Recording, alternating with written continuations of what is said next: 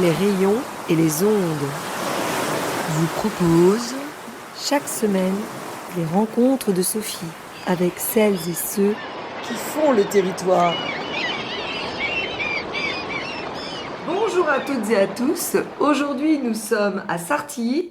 De nouveau, c'est l'épisode 2 de nos rencontres avec Bérengère Guidet. Donc maintenant, on sait bien qu'on dit hypnothérapeute, puisqu'elle pratique l'hypnose pour aider des personnes, pour le soin. Et après un parcours hors du territoire et aussi hors du soin. Et d'ailleurs, on n'avait pas dit à la première fois, mais on peut le dire, on s'était rencontrés... Alors, téléphoniquement. Téléphoniquement. Pour une interview, oui, radio, mais au téléphone, puisque c'était pendant le confinement. Et vous faisiez tout autre chose, mais il y avait quand même un lien. Alors, je voudrais qu'on en parle, puisqu'on n'en a pas parlé la première fois. Allez, on commence là-dessus.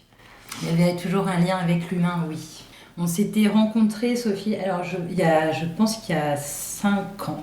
Ça devait être 2020, parce que j'avais créé... oui, c'était le confinement, ouais. Ah, on était enfermés chez nous, ça, je me souviens très bien dans mon bureau, être au téléphone, effectivement. J'avais créé en fait un répertoire pour que les producteurs de la Manche puissent être visibles en fait pendant le confinement, parce que ils se sont quand même eux retrouvés avec une production et plus de filière quelque part à exploiter, pour vendre en fait il y avait plus les restos, il y avait plus les cantines, il y avait plus d'extérieur, tout était vraiment fermé. Et je me souviens m'être levée un matin en me disant mais c'est pas possible, en fait on peut pas perdre en fait le travail en fait effectué, parce que ça c'est un vrai lien de toute façon, c'est que j'ai un vrai respect pour le territoire sur lequel aussi nous vivons, puisque j'ai une famille autour de moi, donc nous vivons. Et vous avez de la famille qui travaille dans la production agricole ? Non, du tout. Mais c'était vital, c'était l'alimentaire, et c'était un travail essentiel.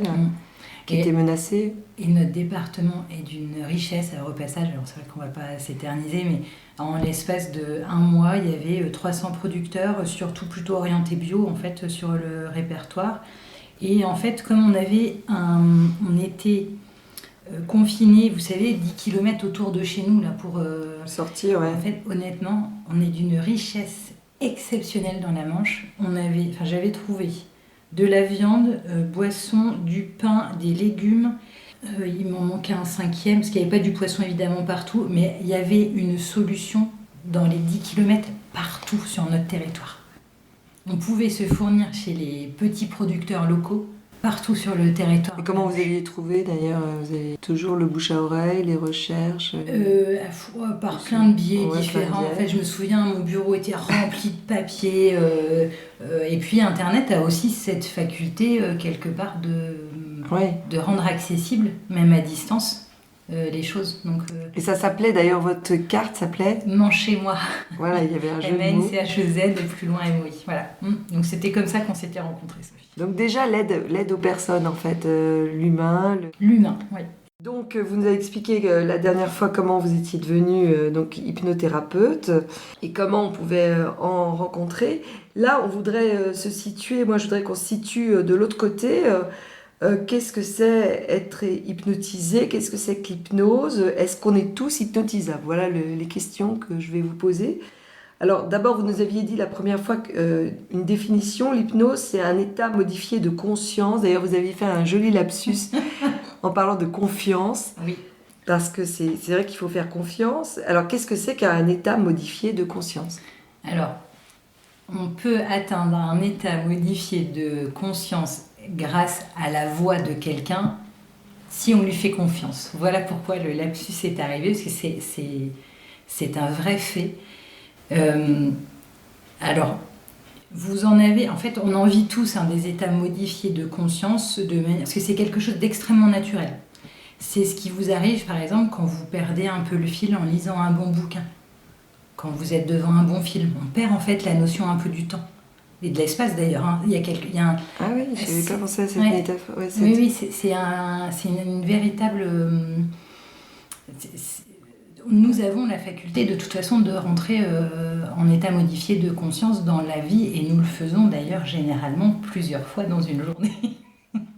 Peut-être parfois quand on conduit, on se rend compte qu'on a fait le chemin Exactement. sans se rendre compte. Il y a ça aussi. C'est Ouais. exactement ça.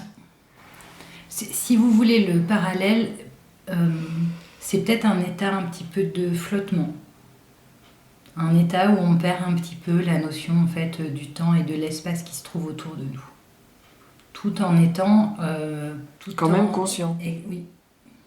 Et c'est là où, je sais que le premier épisode, on a parlé du libre arbitre. Et c'est exactement en décrivant ce qu'on vient de se dire qu'on ne peut pas faire quelque chose qui n'est pas OK avec la personne qui se trouve en face de nous.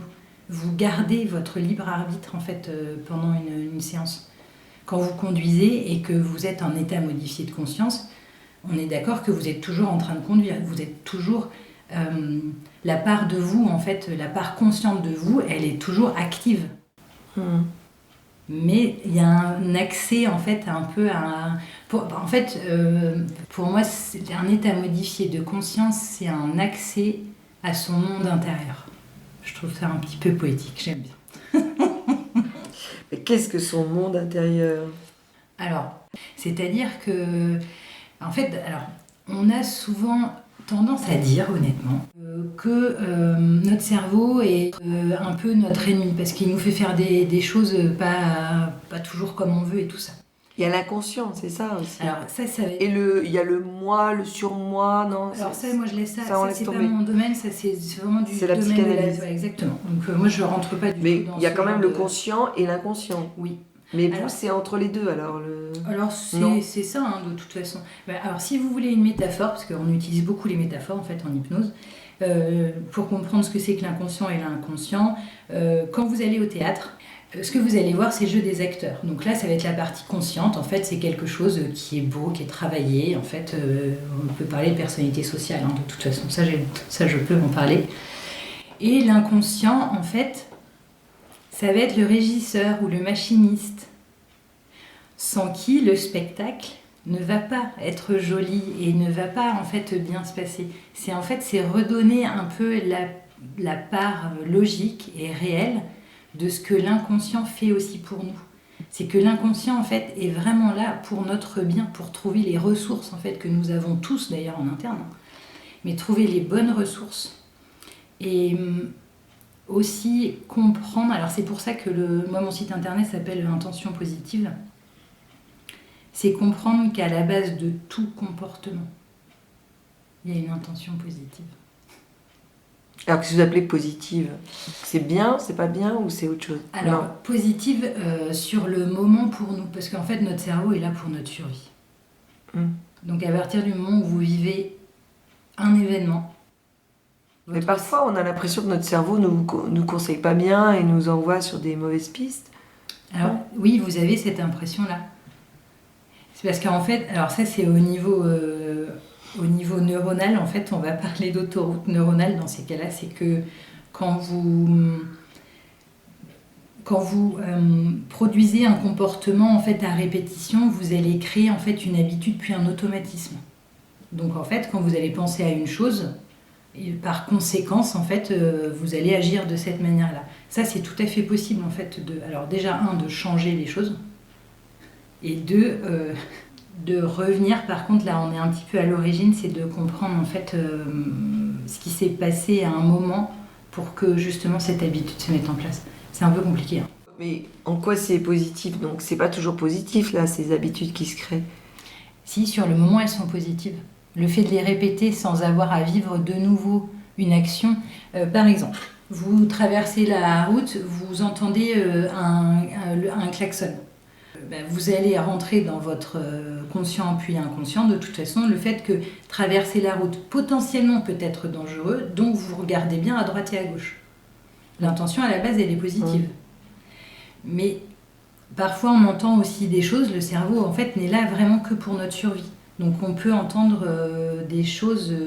Alors, je vais prendre un exemple pour le tabac, parce que ça occupe aussi un peu mes journées, l'arrêt du tabac. En fait, pourquoi je parle de ça? C'est que parfois on prend une pause, et ça, l'intention elle est positive de prendre une pause. Mais en fait, on met l'habitude de fumer une cigarette en même temps, ce qui n'est pas forcément adéquat, mais à la base, Ouais, l'idée c'était de prendre une pause. Il y avait bien quelque chose il y avait bien une intention positive, c'est de on comprend s'isoler. mieux, là, oui. D'accord. De s'isoler, d'avoir un petit moment, une petite bulle. On a tous besoin en fait, de moments un peu où on respire. Alors, dans le cas de la cigarette, c'est un petit peu à contre-pied, mais oui, voilà, c'est dans cette optique-là que l'intention à la base peut être positive, mais que l'action derrière et les conséquences ne le sont pas forcément à long terme. Et donc on fait appel à un hypnotiseur pour essayer de séparer en fait l'intention positive de certaines habitudes qui sont pas bonnes, c'est ça? En fait, en hypnose, on peut créer de nouveaux chemins. On va remplacer par autre chose, ouais. On va créer autre chose. Dans le cas d'addiction, on va créer autre chose. En fait, on va trouver quelque chose qui est bénéfique à tous les niveaux et qui correspond exactement, encore une fois, à la personne qui est en face de nous. Oui, donc vous disiez, on peut redire quand même pour ceux qui n'auraient pas entendu la première émission, que vous écoutez d'abord les personnes avant de passer à l'hypnose proprement dit. Oui. Et vous vous servez de ce que la personne vous a dit, c'est ça? Oui. Et le but de l'hypnose, donc, c'est vraiment de trouver un moyen de leur donner un autre chemin pour ce qui ne va pas, quoi. Oui. Ouais. Sortir de l'endroit inconfortable dans lequel la personne se trouve. Ouais. Alors, vous avez déjà donné un exemple, les gens qui sont en addiction à la cigarette. Mais pourquoi, ma question générale, pourquoi faire appel à un hypnothérapeute? Qui est-ce qui vient vous voir? Alors, on peut intervenir sur pas mal de sujets. Alors, c'était une incompréhension même moi au départ, pour moi par exemple, de comprendre comment en hypnose on pouvait intervenir sur autant de sujets. Et en fait la réponse est très simple, c'est que comme on fonctionne avec la personne qui est en face de nous, on peut effectivement en fait intervenir sur un panel de sujets assez différents. D'ailleurs il y a parfois plusieurs, à mon avis comme on disait l'autre fois, l'humain est complexe, donc il peut y avoir plusieurs problèmes associés. Bien sûr. En plus. Alors, par exemple, on peut consulter pour le sommeil. Le sommeil, ça fait partie des grands piliers déjà du bon fonctionnement. Mais c'est une conséquence. Ouais, d'un autre problème. La cause, elle ne se situe jamais, en fait, sur le manque de sommeil. C'est faire parler la personne, en fait, c'est un peu... Alors, je vais encore utiliser une métaphore, mais chez nous, on est quand même très fort de ce côté-là. Moi, je suis prof de français, j'adore. C'est, en fait, le travail qu'on va réaliser au niveau thérapeutique dans un cabinet d'hypnothérapie. En fait, c'est une pelote de laine. En fait, en parlant, vous allez un peu tirer sur cette pelote et en fait, les nœuds vont gentiment, en fait, trouver le moyen de se dénouer, en fait, mais vraiment avec délicatesse. Jamais, ne pas forcer, ne pas aller trop vite. C'est vraiment respecter votre rythme et tirer en fait gentiment sur cette pelote. On pense à la fable de La Fontaine. Patience, ces longueurs de temps font plus que force ni que rage. Merci. Donc vous allez tirer, vous allez trouver plusieurs choses, mais les gens viennent pour un problème et finalement vous allez peut-être leur trouver plus. Alors, non, c'est pas trouver plus, c'est le motif de consultation. Alors ici, je vais parler que de mon cabinet, parce que je n'ai la connaissance que de mon cabinet. C'est le premier terme que j'utiliserai, c'est l'anxiété. En fait, l'anxiété est à différencier d'ailleurs du stress. Le stress, c'est quelque chose qu'on va vivre sur l'instant. Il y a une situation stressante, un bruit par exemple qui peut évoquer quelque chose, où là, le cerveau, voilà. Alors vous n'avez pas l'image, mais Sophie a tressailli sur le fauteuil, c'est exactement ça. C'est une réaction, c'est action-réaction. Hop, ça, c'est du stress. L'anxiété, en fait, c'est quelque chose qui est un petit peu plus insidieux parce qu'on va imaginer des choses. Donc, c'est une espèce de potentialité qui n'arrive, en fait, quasiment jamais. Mais ça a un petit côté un peu imaginaire, en fait, l'anxiété en quelque sorte. C'est-à-dire que c'est vraiment des scénarios en fait, qu'on se construit, mais des scénarios éventuels. Donc mais c'est la principale cause de consultation. Et le sommeil peut en faire partie aussi. Mais encore une fois, le sommeil, on va découvrir en fait qu'il y a autre chose qu'il y a derrière. Et alors la cigarette, mais ça peut être lié à l'anxiété aussi, non? On a besoin. Alors les De addictions, s'accrocher en à règle quelque chose. générale, il y a énormément de causes potentielles. C'est sans l'histoire de vie, Ah oui. je suis incapable de. Il peut y avoir plein de causes Ouais. différentes. Mm. Ouais. Mm. Donc c'est l'anxiété, les addictions. Les changements de vie aussi, professionnels ou personnels, subis ou assumés, mais qui peuvent aussi provoquer justement un inconfort justement à l'intérieur. On va repasser là dans le corporel en fait. Je pense que c'est aussi chouette peut-être de pointer le fait que quand votre corps parle, il y a vraiment un message à trouver derrière. Le corps généralement finit par nous faire mal parce qu'on n'a pas entendu on n'a pas entendu en fait le message avant. Oui, ça c'est bien connu. Les problèmes on en a plein le dos, la gorge nouée, les problèmes de gorge, le L'estomac. dos, le ventre aussi. D'ailleurs, il y a des expressions qui traduisent ça. Très très bien. J'arrive pas à avaler ça, ou j'ai du mal à digérer. Les maux de tête, c'est pareil. Ouais. Il y a plein de choses. Ce qu'on appelle somatiser en fait. Oui. Alors, ce qu'il faut bien dire, c'est quand même que ça n'empêche pas de consulter et de se soigner le corps médicalement. Alors, parce que il faut faire attention. Il y a des gens qui vont croire ils vont se guérir d'un cancer uniquement en allant voir un hypnothérapeute.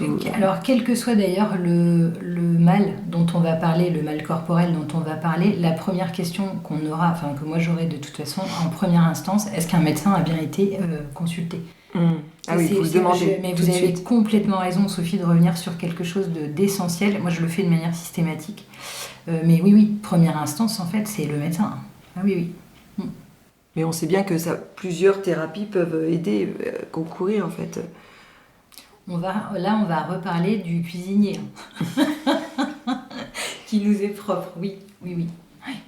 Et on voit bien d'ailleurs, et là on a parlé d'Octobre Rose, et je me souviens d'avoir discuté avec des femmes là, qui organisent la marche des roses, et elles disaient que justement le sport, ça n'empêchait pas de se soigner évidemment contre le cancer, mais ça aidait beaucoup. Donc travailler sur le corps et aussi sur le conscient modifié, tout peut être bon, mais il faut que ça soit un ensemble, quoi. Oui. Et encore une fois, chaque personne va avoir aussi besoin de différentes techniques et de différentes spécialités. Il existe énormément maintenant de spécialités, alors autres que l'hypnose. Je pense par exemple à la sophrologie, à ce genre d'activités, qui peuvent être très bénéfiques à partir du moment où elles ont du sens en fait pour la personne qui le met en place. Et alors, une autre question, est-ce que tout le monde est hypnotisable ? Est-ce qu'il y a des gens qui sont réfractaires à l'hypnose ou pas ? Alors, tout le monde peut entrer en état modifié de conscience, oui, puisque c'est un état naturel. Après, on peut avoir un contrôle plus ou moins marqué sur ce qui se passe. Il y a des gens qui ne veulent pas perdre le contrôle. Oui, alors c'est une fausse idée d'ailleurs. Parce qu'on dit perdre le contrôle en état modifié de conscience. Vous avez dit qu'on ne perdait pas le contrôle. Alors, non seulement on ne perd pas le contrôle, mais pour moi, on a un accès autre justement à notre être un peu plus profond avec ce monde intérieur justement. Donc on a pour moi, on a une prise de contrôle en fait qui est plus globale même peut-être quelque part, en mettant le machiniste ou le régisseur en fait, pour reprendre cette métaphore du théâtre. Sur un pied d'égalité avec ce jeu des acteurs. En fait, on est les deux, on est le régisseur et l'acteur. Dans la vie, de toute façon, tout est une histoire d'équilibre. Et tout est une histoire aussi d'équilibre en mouvement permanent, de toute façon. Oui. Donc on redonne la place en fait du régisseur ou du machiniste. Oui. Bon, donc moralité, tout le monde peut être hypnotisé et... Alors c'est marrant, j'insiste, je vais revenir là-dessus, c'est marrant parce que c'est plutôt une question masculine celle-ci. Souvent tout ce qui est psy, enfin j'aime pas genrer, mais c'est vrai que quand même les hommes se méfient plus de tout ce qui est thérapie un peu. Et pourtant, en fait, ils sont de plus en plus nombreux justement Ouais. à consulter et je trouve ça chouette en fait. Ah oui, je vous ai pas demandé Ouais, d'ailleurs si ouais. qui consulte par rapport à la catégorie de la société. C'est plutôt des jeunes, des vieux, des hommes, des femmes, tous les milieux, tous les. Il y a tous les milieux et tous les âges. Hum. On doit parler de 3 ou 4 générations différentes, en fait, hein, à chaque fois en glissement, mais j'ai les 3 ou 4 générations, hein, par exemple, au cabinet. À partir de quel âge Alors, là, c'est les parents qui emmènent des Oui, enfants. avant 6-7 ans, il n'y a pas... Ah oui, mais déjà à 7 ans, on peut commencer. Par Pour des exemple, cas sur d'anxiété, justement, il y a des petits enfants. Anxiété, Ouais. énurésie, ou ce genre de Ouais. sujet. Ouais. Énurésie, on peut expliquer. C'est juste, en fait, un enfant qui urine, en fait, au lit la nuit. Qui fait pipi au Ouais, lit, ouais. ouais. Et ça, c'est lié à l'anxiété, oui, souvent. Ouais, c'est ça. C'est pas la cause, mais c'est ce qui fait venir. Oui, c'est la conséquence. Ouais. Mais sans discuter ou sans avoir d'informations, on n'a pas l'origine, en fait. Donc à partir de 7 ans et jusqu'à... vous avez des personnes âgées aussi. Alors j'ai quelqu'un qui, je pense, qui a 75 ans. Oui. Et c'est assez chouette aussi de voir, par exemple, dans la phase, en fait, dans la cabane, dans la phase de séance, en fait, vraiment, on n'utilise pas tout à fait les mêmes techniques. Alors ça, on va en reparler dans la prochaine rencontre. Alors, oui. Justement, est-ce qu'on est hypnotisable de la même façon et on pourra parler des âges et puis je crois qu'il y a aussi d'autres différences. Il y en a d'autres aussi, oui. Ouais. Et donc je vous donne rendez-vous déjà pour cette prochaine rencontre. Mais oui, vous avez quand même plus de femmes que d'hommes. Alors, à l'heure actuelle, hein, j'ai 2 tiers de femmes pour 1 tiers d'hommes. Et la population en termes d'âge, en fait, la plus présente, on est sur les 30-50 ans. Ouais. C'est ceux qui sont plus branchés sur ce genre de choses. Ouais. Alors, on est... Et puis c'est peut-être aussi ceux qui sont les plus anxieux. Ça correspond peut-être à... Je sais pas, ça. Ouais. J'irais jusqu'à dire aussi que c'est peut-être la catégorie aussi qui se permet d'essayer aussi des choses. Je trouve qu'on nous a ouvert, en fait, moi j'appartiens à cette catégorie-là aussi, hein, mais on nous a effectivement ouvert à des choses parallèles, d'autres pratiques. Ouais. Bon, bah donc rendez-vous parce qu'il y a encore beaucoup de choses à dire. Et on peut redire quand même, on l'a dit à la première rencontre, mais redire à la fin qu'on peut se renseigner. Vous avez un site, vous avez des réseaux sociaux, mais sinon, si on cherche près de chez soi... Le syndicat avec SDMH, en fait, vous fournira une liste d'hypnothérapeutes, en fait, sur le secteur sur lequel vous vivez. Très bien. Donc c'est Bérangère Guidet, je répète, qui est à Sarty, mais il y en a partout ailleurs. Et bon, pour se quitter, un choix musical.